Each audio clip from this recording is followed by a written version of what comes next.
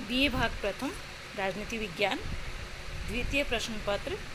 और आज का हमारा टॉपिक है मनु, जो प्रमुख भारतीय राजनीतिक विचारक हैं। मनु के परराष्ट्र संबंधी विचार या परराष्ट्र नीति संबंधित विचार। मनु ने परराष्ट्र संबंधों के सैद्धांतिक पक्षों में मंडल सिद्धांत और षाटगुण्य नीति और अन्य उपायों को सम्मिलित किया है। तो यहाँ पर आज हम चर्चा करेंगे मनु ने षाटगुण्य नीति जो बताई है उसके बारे में हम बात करेंगे। मित्रों, षाटगुण्य नीति किसी राज्य द्वारा दूसरे राज्य के प्रति किसी विशिष्ट परिस्थिति में अपनाई जा सकने वाली नीति के विवेक सम्मत विकल्पों का विवेचन करती है। मनुस्मृति में इसके अंतर्गत 6 गुणों का विवेचन किया गया है। जैसे कि षाटगुण्य नाम से स्पष्ट है, 6 गुण। ये 6 गुण हैं। पहला संधि, दूसरा विग्रह है, तीसरा यान, चौथा आसन, पांचवा द्वेधी भाव एवं छठा संशय। एक बार पुनः हम समझ लें।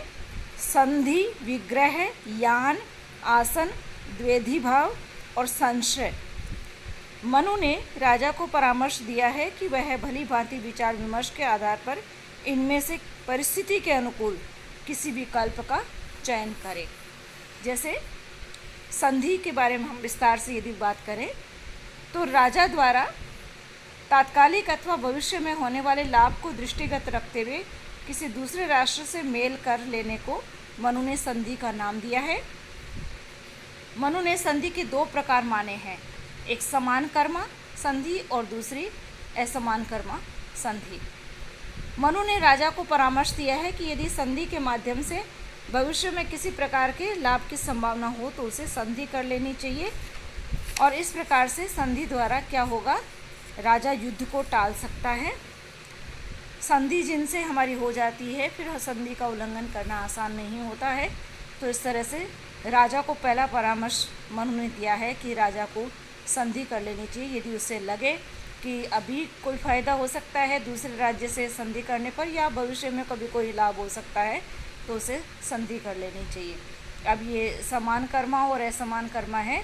अपने ही समान ताकत वाले के साथ जब संधि की जाती है समान कर्मा संधि कहलाती है, और अपने से ताकतवर या अपने से कमज़ोर जो है उससे संधि की जाती है तो असमान कर्मा संधि कही जाती है। दूसरा मनु कहता है विग्रह। राजा द्वारा किसी दूसरे राज्य को जीतने अथवा उसे पीड़ित करने की इच्छा से किया गया सशस्त्र आक्रमण विग्रह कहलाता है। यह राजा को मनु कहता है कि यदि आप आक्रमण करते हैं और किस लिए करते हैं कि या तो आप दूसरे राज्य को जीतना चाहते हैं या उसे पीड़ित करना चाहते हैं, तो ये सशस्त्र आक्रमण जो है विग्रह कहलाता है। मनुस्मृति में इसके 2 प्रकारों का विवेचन किया गया है। शत्रु पर विजय पाने के लिए शत्रु पक्ष की कमजोरियों का ज्ञान प्राप्त करके यदि कोई विग्रह किया जाए तो यह विग्रह का प्रथम भेद है।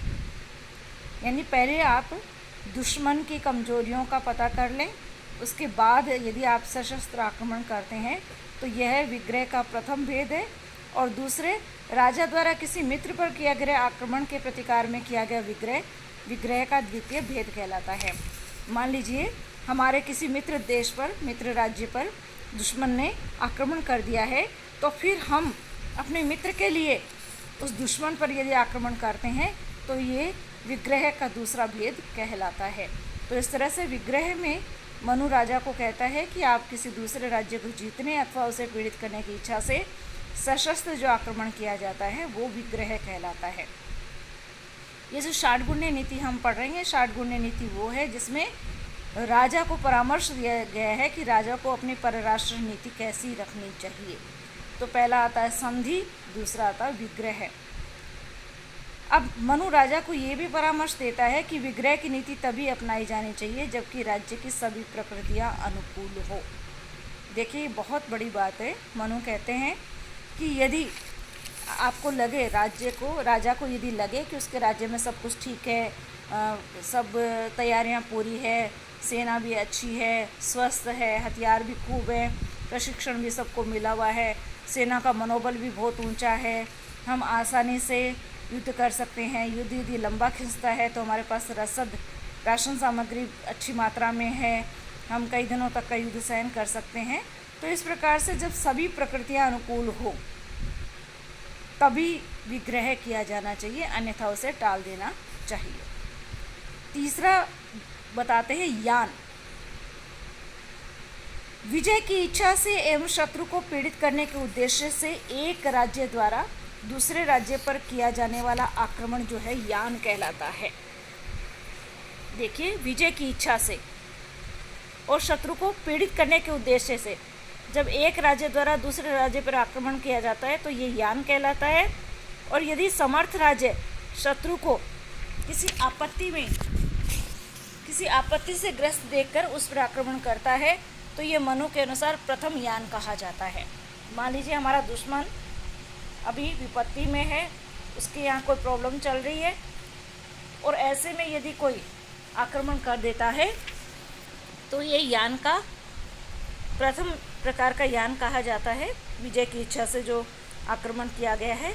और यदि आक्रमणकर्ता राज्य स्वयं समर्थ न हो एवं मित्र से सहायता लेकर आक्रमण करे तो इसे मनु ने द्वितीय यान का नाम दिया है। मान लीजिए कोई राष्ट्र स्वयं समर्थ नहीं है आक्रमण करने में, लेकिन अपने मित्र राष्ट्र की सहायता लेकर के यदि वो यान करता है, आक्रमण करता है दूसरे राज्य पर, तो ये द्वितीय प्रकार का यान कहलाता है। इसमें मनु परामर्श देते हैं कि राज्य द्वारा यान का प्रयोग तभी किया जाना चाहिए जबकि उसकी सेना बलवान हो, वह शत्रु पक्ष जो है उस समय दुर्बल परिस्थिति में हो। यानी जब हमें लगे कि दुश्मन इस वक्त कमज़ोर है, हम मौके का फ़ायदा उठा सकते हैं, हमारी तैयारियां बहुत है, हमारी सेना बहुत अच्छी स्थिति में है, हमारी सेना को ट्रेनिंग मिली हुई है, हथियार भी बहुत बढ़िया है, मित्र राष्ट्र की सहायता भी हमें मिल सकती है, तो ऐसे में उसकी दुर्बल परिस्थितियों का लाभ उठाने के लिए हम क्या कर सकते हैं, आक्रमण कर सकते हैं। षाटगुण्य नीति में चौथा बिंदु आता है आसन। राज्य द्वारा आक्रमण के स्थान पर उपेक्षा धारण करके युद्ध की प्रतीक्षा करना आसन कहलाता है। देखिए, एक राज्य क्या करे, आक्रमण नहीं करे वरन उपेक्षा करे, दुश्मन की उपेक्षा करे और फिर युद्ध की प्रतीक्षा करना, यानी परिस्थितियां अनुकूल होने की प्रतीक्षा करना, अपनी पूरी तैयारियां होने का इंतज़ार करना, ये इसका मंतव्य है। तो राज्य द्वारा आक्रमण के स्थान पर उपेक्षा धारण करके युद्ध की प्रतीक्षा करना आसन कहलाता है। मनु द्वारा आसन के भी दो प्रकारों का वर्णन किया गया है। सेना या कोष के क्षीण हो जाने की दशा में राज्य द्वारा उपेक्षा धारण करना प्रथम आसन है। मान लीजिए अभी सेना पूरी तरह से तैयार नहीं है, हथियार पूरे नहीं है, ट्रेनिंग नहीं है, सैनिक बीमार हैं, स्वस्थ नहीं है, जो भी कोई कारण है, या राजकोष यदि कम है, खजाना यदि खाली है, उसमें पैसे यदि कम हैं, तो ऐसी दशा में राज्य को क्या करनी चाहिए, उपेक्षा करनी चाहिए। क्यों? क्योंकि यदि युद्ध होगा तो फिर खर्चा भी होगा। इसी तरह मित्र के अनुरोध पर युद्ध से उपेक्षा धारण करना मनु के मत में द्वितीय आसन है।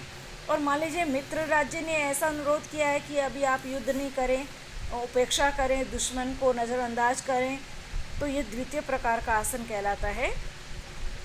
मनु ने आसन को राजा के लिए इसलिए उपयोगी माना है कि इसका आश्रय लेकर वह शत्रु को शांत रख सकता है, वह उस समय में स्वयं पुनः अपने बल को संगठित कर सकता है। देखिए, यदि हमारी तैयारियां पूरी नहीं है, चाहे सेना के कारण सेना पूरी तरह तैयार नहीं है या खजाना खाली, जो भी कोई कारण है, किसी राज्य का कोई भी कारण है, तो वो दुश्मन की उपेक्षा करे और क्या करे, फिर प्रतीक्षा करे, अपनी सारी परिस्थितियां अनुकूल होने की प्रतीक्षा करे। और जैसे ही उसको लगे कि सब कुछ ठीक हो गया, सेना भी पूरी तरह तैयार है, मनोबल भी उच्च कोटि का है और तैयारियां पूरी हो गई है, दुश्मन भी अभी दुर्बल स्थिति में है, तो चारों तरफ से, और उसको लगे कि मित्र भी अब सहायता करने को आ सकते हैं, तो फिर उसे क्या करना चाहिए, उस परिस्थिति में फिर युद्ध कर लेना चाहिए। तो ऐसे में यान का प्रयोग तभी किया जाए, आसन का प्रयोग जो है तभी किया जाए जब आपको लगे कि हाँ, बाद में युद्ध करना ठीक रहेगा। इस तरह से अपने बल को राजा जो है पुनः संगठित कर सकता है। पांचवा बिंदु आता है द्वेधी भाव। इस गुण की व्याख्या करते हुए मनु ने लिखा है कि जब एक राजा अपनी सेना के कुछ अंश को किसी स्थान पर सेनापति के अधीन रखकर स्वयं कहीं और रहता है तो ये नीति द्वेधी भाव कहलाती है। दो भाग, सेना के दो भाग कर लेना।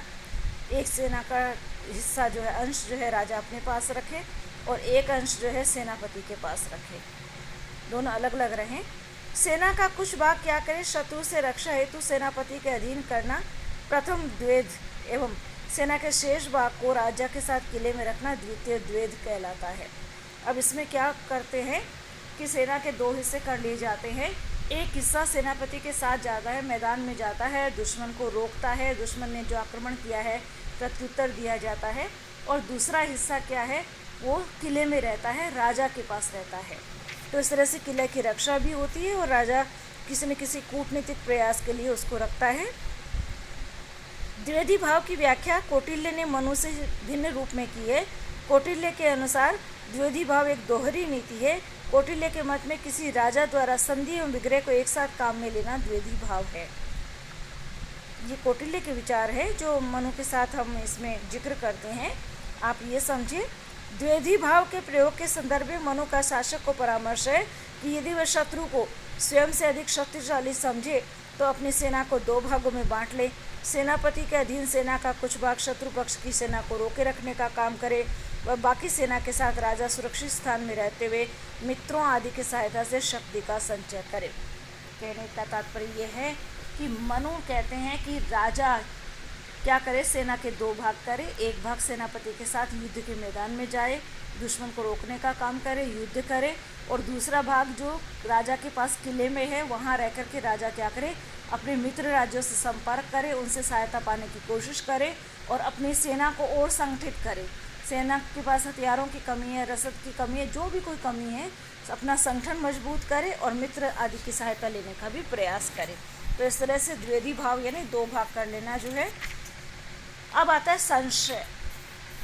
संशय का अर्थ है आपत्ति काल में आत्मरक्षा के लिए किसी दूसरे बलवान राजा से शरण प्राप्त करना संशय कहा गया है।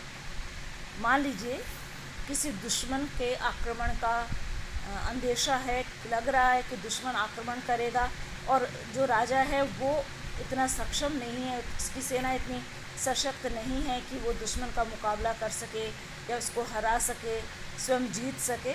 ऐसा यदि है, या मान लीजिए ट्रेनिंग प्रॉपर नहीं हो रही है, हथियार पूरे नहीं है, सैनिकों का आत्मबल कमज़ोर हो रहा है, जो भी कोई कारण है, तो ऐसे में क्या करना चाहिए, ऐसे आपत्ति काल में आत्मरक्षा के लिए दूसरे बलवान राजा से शरण प्राप्त करना संशय कहा गया है। अपने से ज़्यादा ताकतवर, जो कि दुश्मन से भी ज़्यादा ताकतवर हो, ऐसे राजा की शरण में चले जाना चाहिए और इस तरह से अपनी रक्षा करनी चाहिए। इसमें मनु कहते हैं कि यदि द्विवेदी भाव के माध्यम से भी राजा आत्मरक्षा करने में समर्थ न हो सके तो संशय का सहारा लेना चाहिए।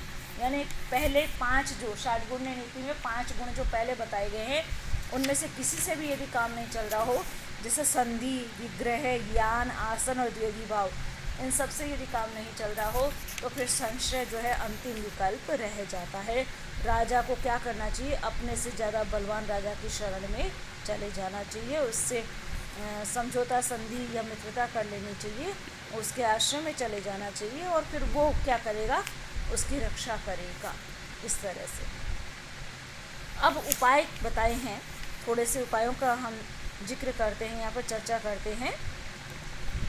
मनुस्मृति में 4 उपाय बताए गए हैं। साम, दाम, दंड, भेद एवं दंड माने गए हैं।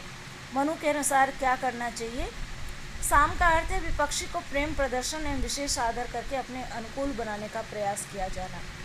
दाम में वो कहता है प्रतिपक्षी को धन व संपत्ति देकर अपने पक्ष के अनुकूल बनाने का उपाय दाम कहलाता है। दंड में वो कहता है, दंड से अभिप्राय है शत्रु को बल प्रयोग द्वारा अपने अनुकूल हो जाने के लिए बाध्य कर दिया जाए। और भेद में वो कहता है शत्रु की शक्ति को क्षीण कर देने के मंतव्य से शत्रु पक्ष व उसकी प्रकृतियों, उसकी मित्रों, सहायकों आदि के मध्य फूट डालकर उनमें मतभेद उत्पन्न कर देने को भेद का नाम दिया गया है। तो इन उपायों को भी अपनाया जा सकता है। षाड्गुण्य नीति को भी अपनाया जा सकता है और षाड्गुण्य नीति के साथ साथ इन उपायों को भी अपनाया जा सकता है। तो इस तरह से परराष्ट्र नीति में सैद्धांतिक रूप से मनु 2 बातें कहता है। एक वो कहता है मंडल सिद्धांत जो है वो काम में आ सकता है और दूसरा वो कहता है षाड्गुण्य नीति जो है वो यहाँ पर कारगर सिद्ध हो सकती है। तो मनु ने मनुस्मृति में परराष्ट्र नीति के अंतर्गत बहुत सारी बातों को स्पष्टता से लिखा है, जिसमें से एक 7 गुण्य नीति को हमने भी स्पष्ट किया है। धन्यवाद।